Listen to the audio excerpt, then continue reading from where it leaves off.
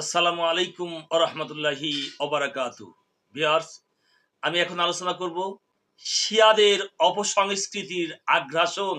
শিয়া সম্প্রদায়ের লোকেরা আশুরার নামে মূলত যে কাজগুলো করছে তা শরীয়ত সম্মত নয়।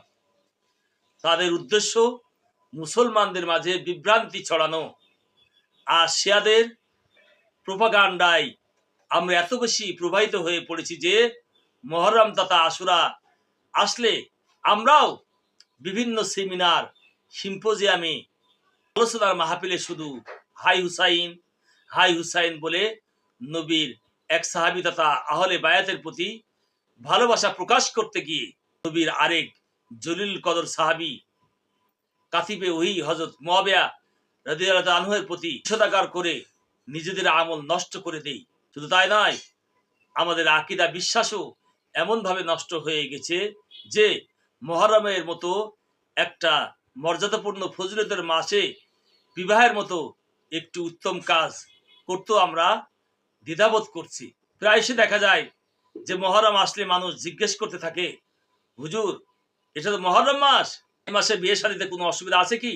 যখন তাকে পাল্টা প্রশ্ন করা হয়, সময় তো এমন জিজ্ঞেস করেন না, এখন জিজ্ঞেস করার কারণ কি? উত্তরে বলে এই মাসে আশুরা নয়। তাকে বলা হয় আশুরা বলে অসুবিধা কি? উত্তর দেয় কারবালার মর্মান্তিক ঘটনা এ মাসে সংগঠিত হয়েছিল। এখন বিবাহ তো একটা ভালো কাজ, শুভ কাজ, এতে সারা জীবনের জন্য মানুষ একটা সুখ শান্তি কামনা করে। এখন অশুভ মাসে শুভ কাজ কিভাবে করি? দেখুন মানুষ কোত্থেকে কোথায় গেছে। এমনভাবে কেউ কেউ তো মনে করেন যে এদিনে কোনো কিছু জবে করাও ঠিক নয়।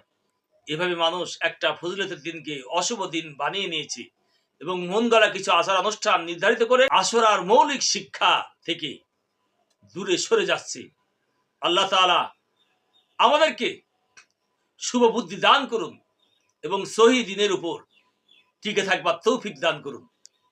সম্মানিত ভিউয়ার্স, কারণ আমরা যেভাবে শিয়াদেরকে অনুসরণ করছি, আমাদের মধ্যে যেভাবে বিভ্রান্তি ছড়িয়ে পড়েছে, শিয়ারা যেইভাবে মাতম করে, তারা তাজকিয়া পাঠ করে, তারা মাতম করে, হাই হুসাইন করে, তারা বুক ফাটায়, বুক ফেড়ে ফেলে, রক্তাপাত করে দেয়।